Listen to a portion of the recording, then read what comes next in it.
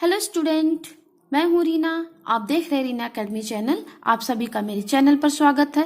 मैं अपने आज के इस वीडियो में आपके लिए लाई हूँ कक्षा 5 हिंदी व्याकरण का पार्ट नंबर 18 यानी लेसन 18, जिसमें आज हम सभी लोग अशुद्ध शब्दों को शुद्ध करना इसके बारे में पढ़ेंगे। तो बच्चों, आप सभी अंत तक बने रहे हमारे साथ इस वीडियो में। इस वीडियो के अंत तक आपको इस पाठ से संबंधित संपूर्ण जानकारियां दी जाएंगी। तो यहाँ पे सबसे पहले इसका जो शीर्षक है इसी के बारे में जान लेते हैं, अशुद्ध शब्द को शुद्ध करना। तो अशुद्ध शब्द का अर्थ होता है गलत शब्द, शुद्ध मतलब होता है सही करना, यानी गलत शब्दों को हम सही करना सीखेंगे। तो आइए इस पाठ को पढ़ना और समझना शुरू करते हैं। बच्चों, गन्ने का रस निकालने की ठेली पर लिखे वाक्य को ध्यान से पढ़ो। इस वाक्य में दो प्रकार की अशुद्धियां, तो यहाँ पे ये है, यहाँ शुद्ध गन्ने की रस मिलता है, यानी बच्चों यहाँ पे दो गलतियां दी गई है। एक वर्तनी संबंधी अशुद्धियां यानी गलतियां, दूसरी वाक्य रचना संबंधी अशुद्धियां यानी गलतियां। तो इस वाक्य का शुद्ध रूप यह होगा, यहाँ गन्ने का शुद्ध रस मिलता है। तो इस तरह से बच्चों यहाँ पे आप देख सकते हैं, यहाँ पे शुद्ध शब्द भी गलत लिखा है और की शब्द जो है गलत लिखा है। यहाँ पे की नहीं होगा, का होगा, और शुद्ध में द रहेगा और ध रहेगा, जबकि यहाँ पे द ध नहीं, खाली ध लिखा है। तो इस तरह से इस वाक्य में वर्तनी संबंधी गलतियां और वाक्य रचना संबंधी गलतियां हैं। तो बातचीत करते या लिखते समय भाषा का शुद्ध होना यानी सही होना आवश्यक होता है, जरूरी होता है।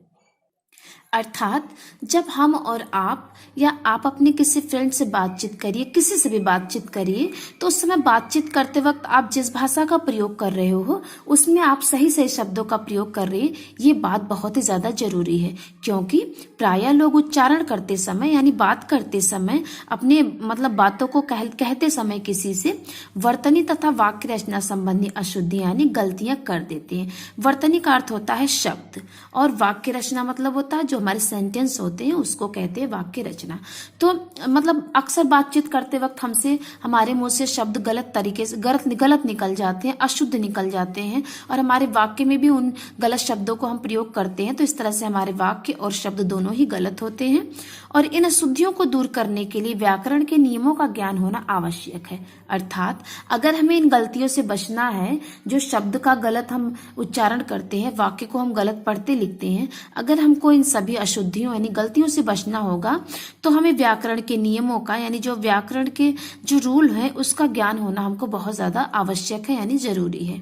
तो नीचे कुछ इसी प्रकार की अशुद्धियां यानी गलतियां तथा उनके शुद्ध रूप यानी उसके सही रूप जो है दिए गए हैं, उन्हें ध्यान से पढ़िए। तो आइए नीचे हम कुछ शब्द दिए गए हैं उनके बारे में जो पढ़ लेते हैं। तो यहाँ पे है वर्तनी संबंधी अशुद्धियां। तो वर्तनी का अर्थ होता है शब्द, मैंने आपको पहले ही बताया। तो इधर इस कॉलम में गलत शब्द दिए गए हैं, इस साइड उसका सही रूप दिया गया है। तो आइए हम इसको समझते हैं। तो अशुद्ध शब्द है आकाश और सही शब्द होगा उसका आकाश। आकाश यानी आसमान। कृपा और कृपा, तो यहाँ पे आप देख सकते हैं स्टूडेंट मात्रा की गलती है, यहाँ पे मात्रा नहीं लग के यहाँ पे र पदेन लगा है जो कि गलत है। यहाँ पे री की मात्रा होनी चाहिए। यहाँ पे हमारा शब्द होगा कृपा। कृपा का अर्थ होता है किसी के ऊपर जो है मेहरबानी करना यानी कृपा करना। अब नेक्स्ट हमारा शब्द क्योंकि। क्योंकि में भी मात्रा संबंधी गलती है, ये यहाँ पे गलती है। यहाँ पे देख सकते हैं आप छोटी ई की मात्रा लगी है, ये वाला वर्ड हमारा सही है, होगा क्योंकि। धोखा और धोखा, धोखा नहीं होता बच्चों, धोखा होता है। तो यहाँ पे आप देख सकते हैं वर्ण संबंधी अक्षर संबंधी गलती है। सामाजिक सामाजिक, तो सामाजिक नहीं सामाजिक होता है, यहाँ पे मात्रा संबंधी गलती है। शुरू शुरू, शुरू शुरू में आप देख सकते हैं र पे छोटे ऊ की मात्रा लगी जबकि बड़े ऊ की मात्रा होनी चाहिए। तो यहाँ पे मात्रा संबंधी गलती है। शुरू यानी आरंभ करना, शुरुआत करना। पति पति, तो पति में भी मात्रा संबंधी गलती है, छोटी ई की मात्रा होनी चाहिए जबकि यहाँ पे बड़ी ई का मात्रा लग गई है। तो ये गलती है, ये वाला सही है। जवाब जवाब जवाब, तो जवाब नहीं होता जवाब होता है, तो ये वाला हमारा सही। जवाब का अर्थ होता है उत्तर। कवित्री कवयित्री, तो कवित्री नहीं होता कवयित्री होता है।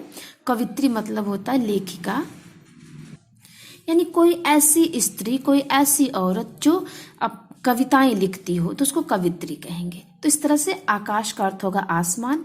कृपा यानी किसी के ऊपर मेहरबानी करना, क्योंकि एक प्रकार का शब्द है जैसे हम अपने बातचीत में इसको यूज करते हैं। धोखा यानी किसी के साथ छल करना। सामाजिक यानी जो समाज में रहने वाले लोग हैं उसको सामाजिक कहते हैं। शुरू यानी किसी भी काम को शुरुआत करना। पति पति एक प्रकार का शब्द है। जवाब यानी उत्तर देना। कवित्री यानी कोई ऐसी स्त्री जो कविताएं लिखती है उसको कवित्री कहेंगे। अब नेक्स्ट हमारा शब्द है कृपया। कृपया, तो कृपया में यहाँ पे आप देख सकते हैं आधा प है जो कि रॉन्ग है, यहाँ पे पूरा प होना चाहिए। तो ये हमारा सही शब्द है कृपया, मतलब प्लीज, जैसे आप अपने बातचीत में यूज करते हो प्लीज, तो वही प्लीज को हिंदी में कृपया कहते हैं। अब नेक्स्ट हमारा शब्द है श्रीमती। तो श्रीमती में मात्रा की गलती, यहाँ पे बड़ी की मात्रा होनी चाहिए जबकि छोटी की मात्रा है, इसलिए ये गलती यहाँ पे होगा। ये सही शुद्ध शब्द होगा श्रीमती। श्रीमती किसी भी औरत के लिए यूज करते हैं, जैसे इंग्लिश में उसको मिसेस कहते हैं, तो उसी तरह जो है इसमें हिंदी में श्रीमती कहते हैं। और मिस्टर को जो है श्रीमान कहते हैं।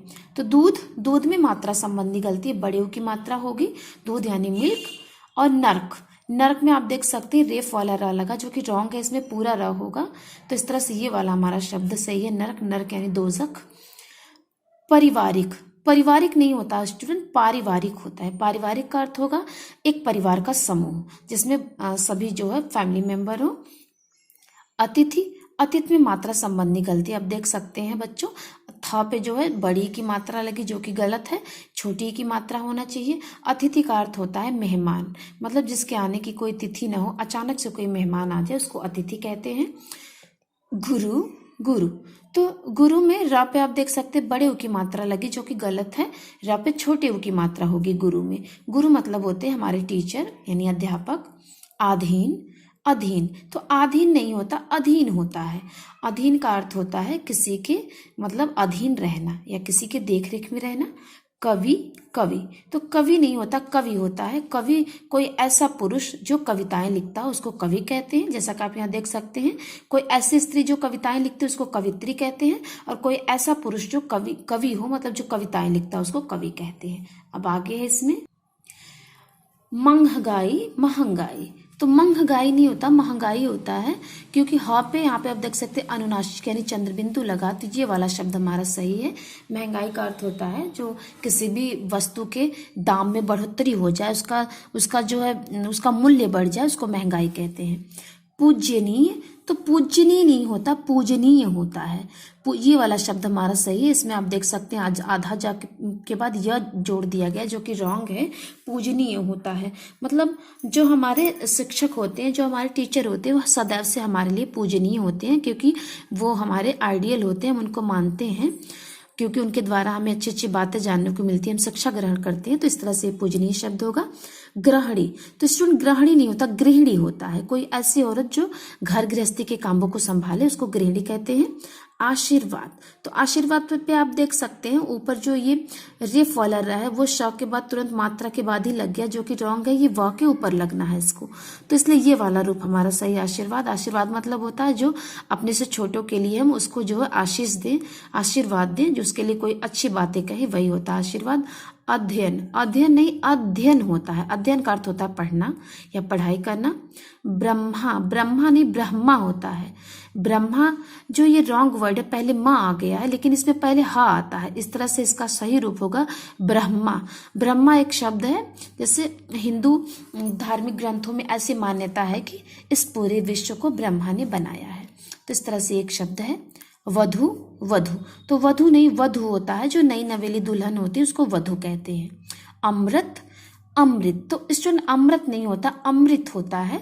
अमृत का अर्थ होता है जो है कि अमृत कोई इंसान अगर पी ले तो वो अमर हो जाता है, एक प्रकार का ये जो पेय पदार्थ होता है ऐसा माना जाता है। अब नेक्स्ट हमारा शब्द है उद्यान, तो उद्यान नहीं होता, उद्यान होता है। उद्यान का अर्थ होता है बगीचा, तो ये वाला रॉन्ग है, ये वाला राइट है। अब नेक्स्ट शब्द उपरोक्त, उपर्युक्त, तो उपरोक्त शब्द गलत है, इसका सही रूप होगा उपर्युक्त। उपर्युक्त का अर्थ होता है ऊपर लिखी गई बातें या ऊपर लिखी हुई जो है शब्द। ग्रह जो कि इसका अर्थ है घर, तो इसलिए ये रॉन्ग है, इसका सही रूप होगा गृह मतलब होता है घर। नेक्स्ट हमारा शब्द है शाप, तो इसमें श्राप नहीं होता, शाप होता है। शाप का अर्थ होता है किसी को जो है श्राप देना, यानी उसके लिए गलत शब्द का प्रयोग करना। अब नेक्स्ट शब्द है परीक्षा, तो परीक्षा नहीं होती, परीक्षा होता, परीक्षा का अर्थ होता है एग्जाम। ऋतु, तो ऋतु नहीं होता, ऋतु होता है, ऋतु का अर्थ होता है मौसम। स्वास्थ्य, तो स्वास्थ्य नहीं होता, स्वास्थ्य होता है, स्वास्थ्य मतलब होता है हेल्थ। उज्ज्वल। तो उज्ज्वल में स्टूडेंट आप यहाँ देख सकते हैं एक आधा जा एक पूरा जा, जो कि रॉन्ग है, दोनों जा आधे होने चाहिए, ये वाला शब्द हमारा सही है। उज्ज्वल का अर्थ होता है सफेद, यानी बिल्कुल साफ सुथरा। नेक्स्ट शब्द दांत। दांत, तो दांत में आप यहाँ पे देख सकते हैं अंक की मात्रा लगी, अनुस्वार लगी, जो कि रॉन्ग है। यहाँ पे अनुनासिक होना चाहिए, तो ये वाला शब्द हमारा सही है। दांत यानी हमारे दांत यानी टीथ। अब नेक्स्ट शब्द है चाहिए। तो चाहिए शब्द गलत है, इसका सही रूप होगा चाहिए। चाहिए मतलब होता है चाहने के अर्थ में, किसी वस्तु को जो हम चाहते हैं तो वहां पे चाहिए शब्द लगता है। तो इस तरह से हमारे ये वर्तनी संबंधी जितनी अशुद्धियां थी हमने इसको जाना, पढ़ा और समझा। पार्ट 2 में हम वाक्य रचना संबंधी अशुद्धियों को पढ़ेंगे। तो आइए इसको जानते और पढ़ते हैं। अशुद्ध वाक्य इस साइड लिखा स्टूडेंट, इस वाले कॉलम में शुद्ध वाक्य यानी सही वाक्य। तो आइए ना अशुद्ध वाक्यों के जरिए हम इसके सही वाक्य को समझते हैं। विभा को काटकर सेब खिलाओ। तो आप यहाँ देख सकते हैं स्टूडेंट, यहाँ गलत वाक्य लिखा है, जबकि इसका सही रूप होगा सेब काटकर विभा को खिलाओ। तो इस तरह से ये वाक्य हमारा सही है। आज रविवार का दिन है, ये भी रॉन्ग है, इसमें का दिन नहीं जोड़ना चाहिए, इसका सही रूप होगा आज रविवार है। नेक्स्ट हमारा शब्द है उसका होश उड़ गया। तो यहाँ पे होश शब्द जो है बहुवचन है, इसलिए इसके साथ इसकी क्रिया भी बहुवचन होनी चाहिए। और इसका जो यहाँ पे आप देख सकते हैं सर्वनाम शब्द लगा उसका, ये भी बहुवचन होना चाहिए, इसलिए ये वाला रॉन्ग है सब। यहाँ पे हमारा सही रूप होगा इस शब्द, इस वाक्य का, उसके होश उड़ गए। नेक्स्ट है कृपया अपना हस्ताक्षर कर दीजिए। तो स्टूडेंट हस्ताक्षर शब्द बहुवचन है, इसलिए इसके साथ इसकी जो क्रिया है और जो इसका सर्वनाम है वो भी जो है बहुवचन होना चाहिए, इसलिए ये गलत है। इसका सही रूप होगा कृपया अपने हस्ताक्षर कर दीजिए। नेक्स्ट हमारा शब्द है मेरी दादा माँ विद्वान है। तो आप यहाँ देख सकते हैं, यहाँ पे कर्ता जो है गलत लिखा है और उसकी क्रिया जो है यहाँ पे दादा के साथ माँ शब्द जुड़ा है, इसलिए ये गलत है। तो हमारे इसका सही रूप होगा मेरी दादी माँ विदुषी है। तो विद्वान जो है दादाजी के लिए यूज होगा, लेकिन यहाँ पे मेरी लग गया है, जो कि किसी स्त्री के लिए लगता है। यहाँ पे मेरा जो है मेरे दादा विद्वान है, ये शब्द रहता तो ये सही रहता, लेकिन ये गलत है। इसका सही रूप होगा मेरी दादी माँ विदुषी है। तो विदुषी एक स्त्री के लिए यूज होता है, विद्वान एक पुरुष के लिए यूज होता है। नेक्स्ट मेरे पास 50 रुपया है। तो ये जो है रॉन्ग है, इसका सही रूप होगा मेरे पास 50 रुपए हैं। यहाँ पे आप देख सकते हैं हाँ पे कोई भी बिंदी नहीं लगी, जबकि यहाँ पे है यहाँ पे होना चाहिए ये बिंदी, इसलिए ये शब्द हमारा सही हो जाएगा, इस शब्दों का ये रूप। नेक्स्ट है यह अंगूर खट्टे हैं। तो ये रॉन्ग है बच्चों, क्योंकि अंगूर में किसी एक अंगूर की बात तो हो नहीं रही है। अंगूर यहाँ पे बहुवचन शब्द है, अंगूर का पूरा ग्रुप होगा, इसलिए यहाँ पे ये लगना चाहिए पहले, इसलिए इस तरह से ये हमारा वाक्य सही होगा, ये अंगूर खट्टे हैं।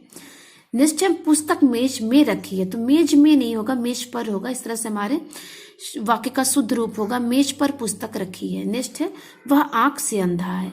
ये गलत है, इसका सही रूप होगा वह अंधा है। अब नेक्स्ट हमारा वाक्य है वह बहुत पढ़ता है। तो पढ़ता नहीं पढ़ता होगा, इसका शुद्ध रूप होगा वह बहुत पढ़ता है। नेक्स्ट है श्यामा ने पुस्तक को पढ़ा। तो स्टूडेंट ये गलत वाक्य, इसका सही रूप होगा श्यामा ने पुस्तक पढ़ी। आगे है तेरे को क्या काम है। तो यहाँ पे तेरे को शब्द गलत यहाँ पे लिखा है, इसका सही रूप होगा तुम्हें क्या काम है। नेक्स्ट हमारा वाक्य आप मुझे किताब दे दो। तो यहाँ पे आप मुझे किताब दे दो यहाँ पे क्रिया गलत लगी, यहाँ पे सही शब्द होगा आप मुझे किताब दे दीजिए। सभा में अनेकों विद्वान थे। तो यहाँ पे जो है अनेकों शब्द गलत लिखा है, यहाँ पे अनेक होगा, इसका सही रूप होगा सभा में अनेक विद्वान थे। नेक्स्ट है गर्मियों में कोयल वापस लौट आती है। तो इसका सही रूप होगा गर्मियों में कोयल लौट आती है। तो वापस शब्द इसमें अनायास ही जोड़ दिया गया है, इसमें वापस शब्द नहीं रहेगा। नेक्स्ट है तेरा क्या नाम है। तो यहाँ पे तेरा जो है गलत सर्वनाम का प्रयोग हुआ, यहाँ पे सही सर्वनाम होगा तुम्हारा क्या नाम है। तो हमारा वाक्य बनेगा तुम्हारा क्या नाम है। नेक्स्ट है हम खाना खा लिए हैं। तो यहाँ पे भी गलत सर्वनाम शब्द का प्रयोग हुआ है, यहाँ पे सही शब्द होगा हमने। तो इस तरह से हमारा वाक्य बनेगा हमने खाना खा लिया है। नेक्स्ट कृपया मुझे 2 दिन का अवकाश देने की कृपा करें। तो यहाँ पे सही शब्द होगा मुझे 2 दिन का अवकाश देने की कृपा करें। तो यहाँ पे कृपया शब्द पहले ही जोड़ा गया है, जो कि अनायास जोड़ा गया है। यहाँ पे शब्द का सही रूप होगा, वाक्य का सही रूप होगा मुझे 2 दिन का अवकाश यानी छुट्टी देने की कृपा करें। अब आगे है मुझे एक कहानियों की किताब चाहिए। तो ये गलत है, इसका सही रूप होगा मुझे कहानियों की एक किताब चाहिए। यानी यहाँ पे एक शब्द को पहले ही लगा दिया गया है, एक कहानियों की किताब, जो कि गलत है। कहानियों की एक किताब होना चाहिए। इस तरह से ये वाला वाक्य हमारा सही है। नेक्स्ट हमारा वाक्य है, पिताजी अभी घर नहीं है। तो इसका सही रूप होगा, पिताजी अभी घर पर नहीं है।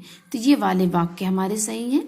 नेक्स्ट है, मेरे को बाजार जाना। तो यहाँ पे मेरे को ये गलत सर्वनाम का प्रयोग हुआ है। यहाँ पे मुझे बाजार जाना ये सही शब्द है। नेक्स्ट है, मेरी दादी जी बहुत अच्छी है।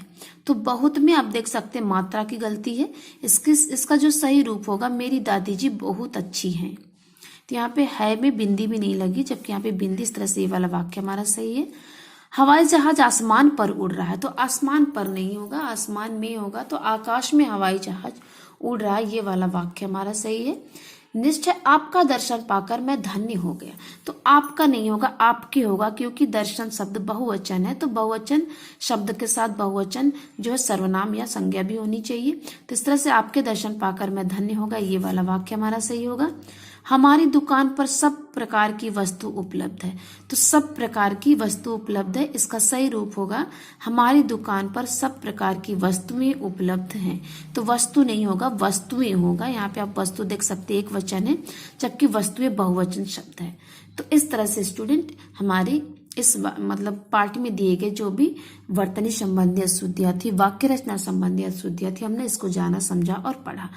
तो स्टूडेंट यहाँ पे मैं आपको बताना चाहती हूँ कि कुछ शब्द होते हैं जो हमेशा बहुवचन में प्रयोग होते हैं, जैसे आंसू, दर्शन, हस्ताक्षर। ये सभी शब्द जो है बहुवचन शब्द हैं। तो इनका हमेशा बहुवचन में ही प्रयोग होता है, चाहे किसी एक के लिए ही प्रयोग हो, लेकिन इनके साथ इनके जो सर्वनाम होते हैं, जो क्रियाएं होती है, वो बहुवचन ही प्रयोग होते हैं। तो इस तरह से हमारे इस पाठ की संपूर्ण व्याख्या पूरी हुई। मिलते हैं हम आपसे अपने अगले वीडियो में इसके प्रश्न अभ्यास के साथ। तब तक के लिए धन्यवाद।